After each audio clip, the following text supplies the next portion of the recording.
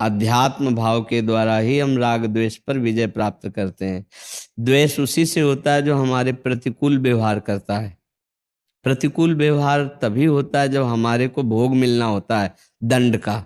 जैसे अब कुछ नहीं तो हृदय जल रहा है, उसके प्रति सोच सोच के हम जल रहे हैं व्यर्थ में, तो वो जो ताप हो रहा है वो हमारे पाप को नष्ट कर रहा है। निश्चित मानिए, अगर आध्यात्म को स्वीकार करेंगे तो किसी से द्वेष करने की जरूरत नहीं है।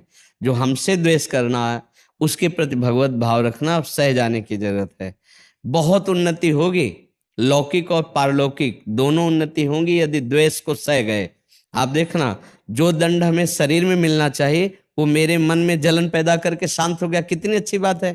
जैसे कोई हमारी निंदा करता है और हमारे कान में पड़ता है कि वो अमुक आपकी निंदा कर रहे थे या सामने कर रहा है, तो जो हमको भारी प्रारब्ध भोगना पड़ता वो निंदा करके हमारे प्रारब्ध को नष्ट कर रहा है, अपने ऊपर ले रहा है। कितना कृपालु है वो। द्वेष लायक थोड़ी है, वो तो आशीर्वाद देने लायक है कि भाई मुझे जो दंड मिलता शारीरिक वो तुम अपनी जबान से निंदा करके काट दिए, कितनी बड़ी कृपा। पर हम अज्ञानी होने के कारण हम बुरा मानते हैं और उसके प्रति द्वेष कर लेते हैं कि हमारा कुछ लेना देना नहीं, फिर भी हमको निंदा करता है, हमको कष्ट देता है, हमारे प्रति द्वेष भाव रखता है। ये अध्यात्म ना होने के कारण, ज्ञान ना होने के कारण हम ऐसा, यद्यपि वो हमारा बहुत बड़ा मित्र है। एक बार अयोध्या के राजा थे तो उन्होंने वशिष्ठ जी से कहा, वशिष्ठ जी कुल परंपरागत आचार्य रहे, तो उनसे कहा कि उनको गलित कुष्ठ था, जो सब जगह शरीर सड़ने लगता है, तो हो जाता है पूर्व पाप के अनुसार। तो वो कभी कभी राज दरबार में जैसे आते तो सब ढक के आते। तो वशिष्ठ जी से कहा, प्रभु ये क्या है, मैं चक्रवर्ती सम्राट हूं पुण्य बल से, लेकिन ये, तो उनका तुम्हारा पाप है, इसको भोगना पड़ेगा। तो बोले प्रभु कोई उपाय है कट जाए? तो बोले औषधियों की तो ताकत नहीं कि गलित कुष्ठ कट जाए, पर एक उपाय है, यदि पूरा नगर तुम्हारी निंदा करने लगे तो तुम्हारे पाप कट जाएंगे। तो बोले क्या करूं? बोले उपाय हम बता रहे हैं, तुम्हारे बड़े भ्राता युद्ध में मारे गए थे, उनकी पत्नी है, तुम 8 बजे से 10 बजे तक जाकर भगवान का चरित्र सुनाओ उनको, रोज कथा सुनाने जाओ, 2 घंटे 8 से 10 बजे तक रात्रि में कथा सुना के वापस आओ, बस इतना तुम्हें करना है। अब जो ही शुरू किया सो ही कुछ दिनों बाद निंदा शुरू हुई कि यार हम तो समझते थे कि धर्मात्मा है, पर है तो पापी, वैसे ही कुष्ठ भोग रहा है। और देखो उनके यहाँ रोज जाता है 8 से 10 बजे तक, तो अब ये जाता है इसका मतलब राजा है, कुछ ना कुछ गलत। अब वो भावना ऐसी बनती चली गई, पूरे नगर में प्रचार प्रसार हो गया कि राजा गलत भाव से अपनी भाभी के पास 8 से 10 बजे रात्रि, और वहां भगवत चर्चा वशिष्ठ जी की आज्ञा सुना, फटाफट उनका कुष्ठ नष्ट होना शुरू हो गया।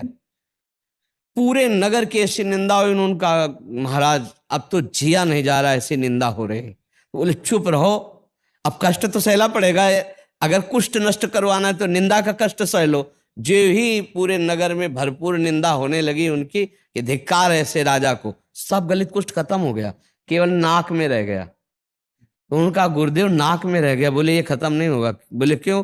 बोले ये हमारे हिस्से का है, हम निंदा करेंगे नहीं, क्योंकि हम जानते हैं तुम्हें किस लिए भेजते, इसलिए नाक का गलित कुष्ठ।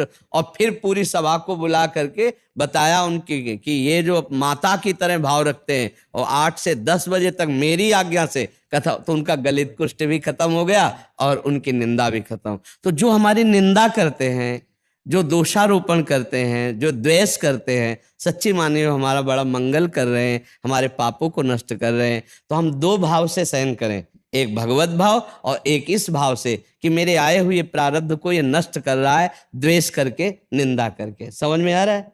और नहीं तो फिर झगड़ा करोगे तो नया संस्कार बन जाएगा और आपका भी हृदय जलेगा और लाभ मिलेगा नहीं। भगवान कोई स्वार्थी नहीं कि यार पैर छू लिए तो खुश हो गए, हाथ जोड़ लिए तो खुश हो गए, खवा पिया दिया तो खुश हो गए, अगर नहीं पैर छुआ, नहीं हाथ जोड़ा, नहीं खवाया पिया तो नाराज हो गए। जो भगवान को गाली देते हैं, आज भी भगवान उनको वायु दे रहे हैं, पृथ्वी में रख रहे हैं, उनको जीवित रख रहे हैं। जो भगवान को गाली देते हैं, भगवान की निंदा करते हैं, समझ रहे हैं?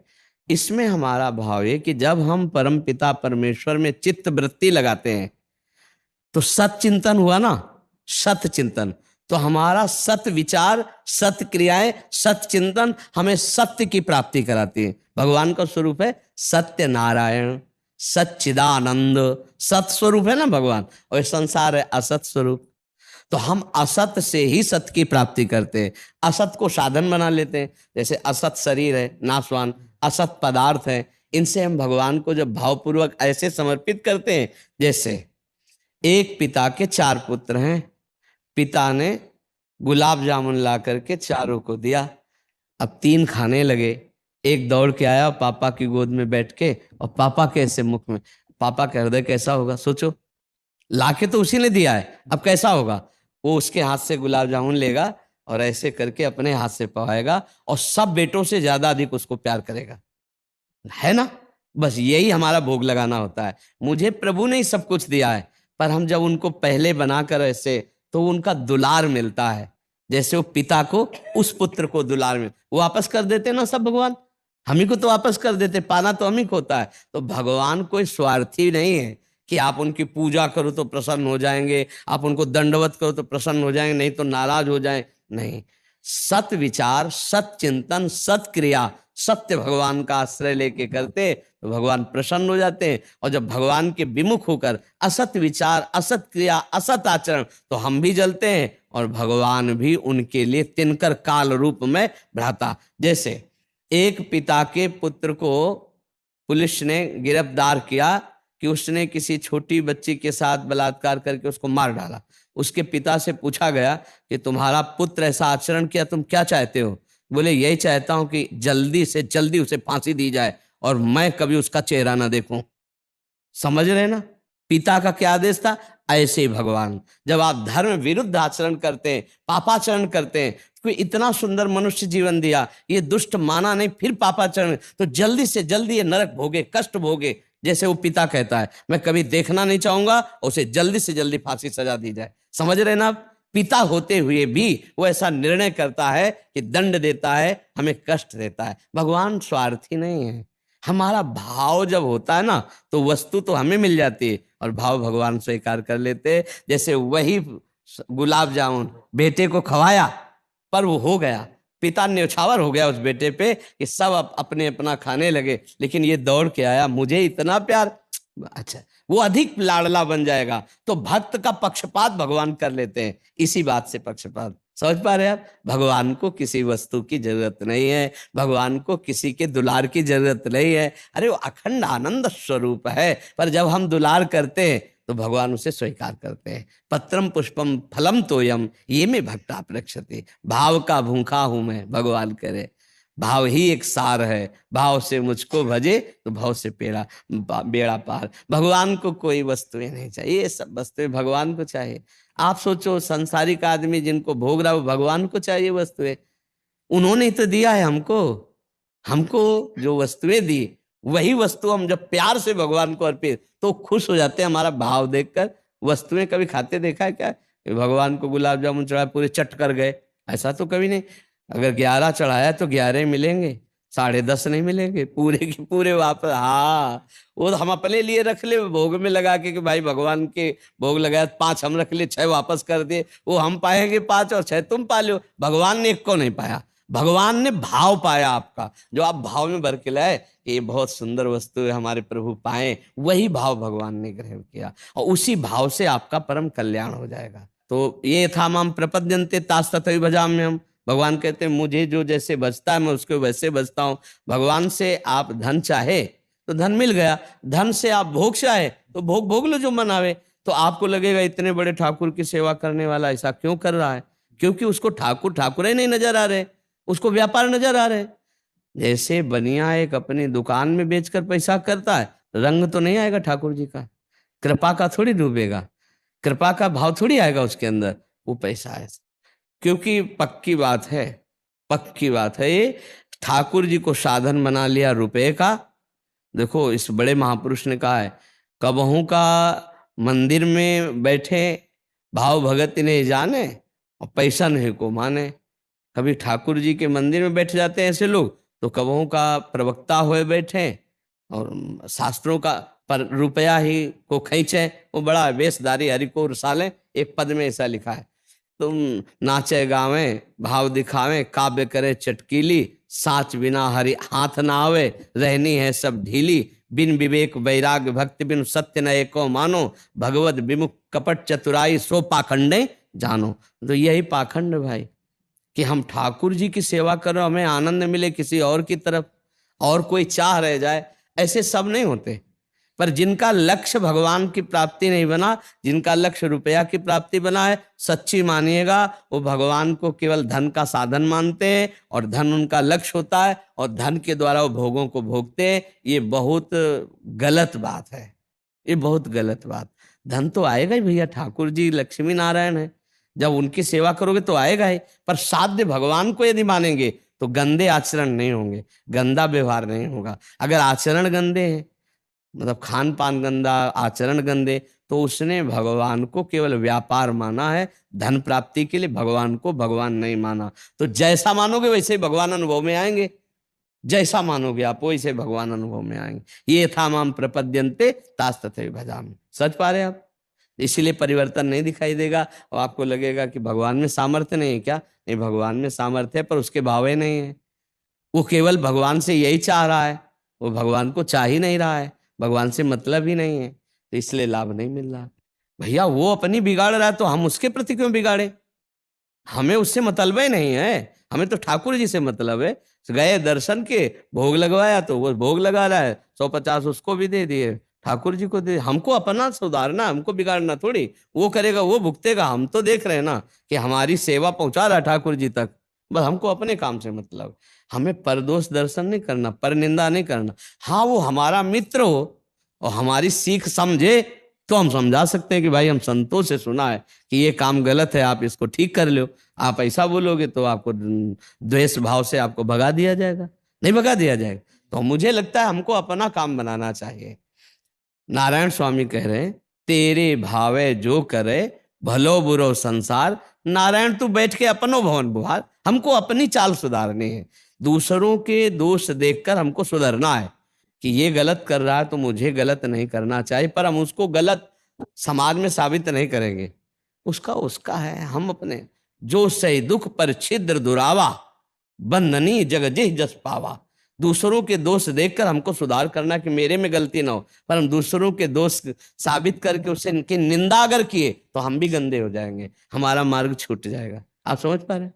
कुल बस सुधार कीजिए। नए नए बच्चों में बहुत अच्छा लगता है, कोई नशा मत करना, पराई माताओं बहनों की तरफ गंदी दृष्टि न हो, जो मनुष्य जीवन का परम लाभ। खान पान अच्छा हो, और दूसरे जो गलत कर रहे हैं उनके लिए भी भगवान से प्रार्थना की जाए कि उनकी बुद्धि शुद्ध हो। बकाया उनकी निंदा करना, उनको नीचा दिखाना, उनका उपहास करना, ये हमारे द्वारा नहीं होना चाहिए, क्योंकि अपने लोग सत्संगी हैं।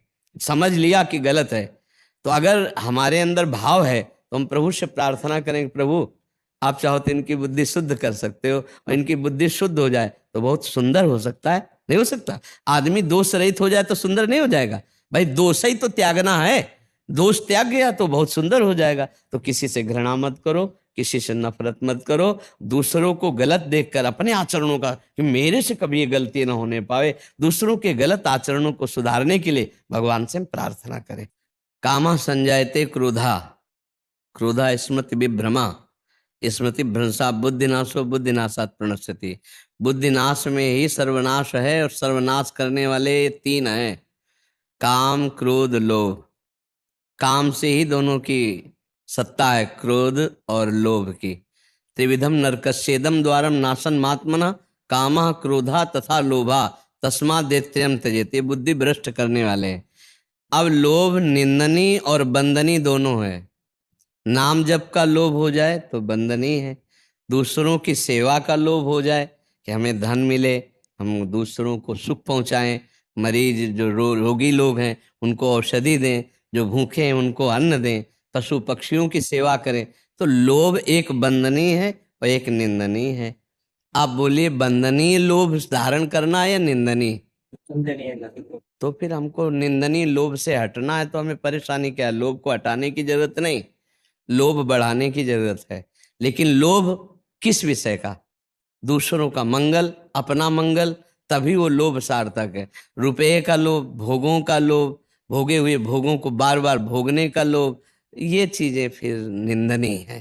तो बंदनीय लोभ को धारण करो, लोभ को बदल दे। जैसे कोई नदी की धारा जा रही है, तो हम उसको अगर रोकना चाहें तो पहले हम आसपास उसके नहर निकाल दें दो, उसकी धारा को रोकने के लिए तो हम फिर रोक सकते हैं। ऐसे लोभ की धारा जा रही, अब वो गलत दिशा में मुड़ गई, अब उसके आसपास हम सद दिशा वाली नहरें निकालें। हम लोभ करें कि भले धन का ही करें, पर हमारे पास धन आवे तो माता पिता की सेवा करूं, बूढ़ों की सेवा करूं, गली में जो पड़े हैं जिनको कोई नहीं पूछता उनको वस्त्र दूं, उनको भोजन दूं, उनको सुख पहुंचाऊं। और धन बढ़े तो एक ऐसा निवास स्थान बनाऊं जिसमें वय वृद्धों को रखूं, सबकी सेवा करूं, नाम जप करूं, भगवान की प्राप्ति करूं। ये सब कितना बढ़िया लोभ है। लेकिन लोभ को अगर हम गलत मार्ग में ले जाएं तो फिर वो हानिकारक है। प्रभु का नाम जप करो, तो हमारे पास धन का अगर लोभ है तो हम दूसरों के हित की भावना के लिए करें तो मंगल हो जाएगा। क्यों? नाम भी हो जाएगा। नाम जप करो आज से प्रभु का, और यश गाओ प्रभु का, और धन की इच्छा करो कि अगर हमारे पास ऐसा धन हो तो मैं बुजुर्गों की सेवा करूं, परिवार को सुख पहुंचाऊं, समाज की सेवा करूं, राष्ट्र की सेवा करूं। ये लोभ बहुत कामदायक है अगर इसका दुरुपयोग न करें। अब रुपया आवे, हम गंदे आचरणों में खर्चा करें, हम भोग वासनाओं में, वो गंदा मार्ग हो गया। नाम का लोभ ऐसा, तदर्पिता अखिलाचारिता तद स्मरणेन परम व्याकुलते। हर कदम में नाम जप करते रहो, अभी मंगल हो, नाम हो जाएगा तुम्हारा। नाम प्रभु का जपो, तुम्हारा नाम हो जाएगा। लोभ प्रभु के नाम का रखो तो तुम बहुत बड़े धनी बन जाओगे, जो चाहोगे भजा लो। ये नाम भगवान का ऐसा, जो चाहो प्राप्त कर लो। उठते बैठते चलते फिरते क्यों नहीं जप सकते? जब दुख आवे तब कहाँ जप पाओगे? ऐसे ऐसे दुख हैं कि होश खराब हो जाएगा, भगवान याद ही नहीं आएंगे। इतना भयानक संसार में, ए सुख में सुमिरन कर ले तो दुख काहे को होए? अगर सुख में सुमिरन करोगे तो दुख देने वाले पाप अपने आप नष्ट हो जाएंगे, तो दुख क्यों होगा? निरंतर नाम जपने का अभ्यास क्यों न करो? 3 माला कोई बहुत होता है क्या यार? संसार के लिए तुम इतना समय देते हो, भगवान के लिए कितना समय देते हो? मंदिर जाना आना हो कोई खास बात नहीं होती। अभी पीछे बैच में एक ने पूछा कि भगवान के मंदिर में 8 पैर सेवा करते हैं और इसके बाद गलत आचरण करते हैं, गलत खान पान करते हैं, तो हम क्या विश्वास करें? तो उन्होंने भगवान को साधन बनाया रुपए का। भगवान को भगवान मान के थोड़ी सेवा कर रहे हैं। जैसे एक बनिया व्यापार करता है, ऐसे भगवान को व्यापार माने। तो साध्य बनाया भोगों को, तो पैसा आया, इसके बाद सब कर रहे हैं। भगवान को भगवान थोड़ी मानते हैं, वो तो भगवान को व्यापार मानते हैं। अब अगर व्यापार को भगवान मान लो तो उससे भगवत प्राप्ति हो जाए। भगवान को भगवान मानने की तो बात जाने दो, अगर व्यापार को भगवान मान लो तो उससे भगवत प्राप्ति हो जाए। राधा राधा नाम जप कर रहे हैं, जो गाहक आया भगवान की भावना कर रहे हैं, अपना व्यापार कर, इसी को तो गृहस्थी में भगवत प्राप्ति का मार्ग कहते हैं यार। तो निरंतर नाम का लोभ बढ़ाओ, सब लोग ठीक हो जाएंगे, है नहीं? हाँ देखो, जब समुद्र मिल जाता है तो छोटे मोटे गड्ढों की याद नहीं आती। फिर ऐसे जब भगवान की प्राप्ति हो जाए या भगवान नाम में चित्त डूब जाए तो फिर लोभ का नाश हो सकता है। सांसारिक नहीं तो बढ़ता ही जाता है। 100 का लोभ हो, 100 मिल जाए तो तृप्ति थोड़ी होगी, 1000 का आ जाएगा। 1000 मिल जाए तो लाख का, लाख तो करोड़ मिल, अगर भगवान मिल जाए तो फिर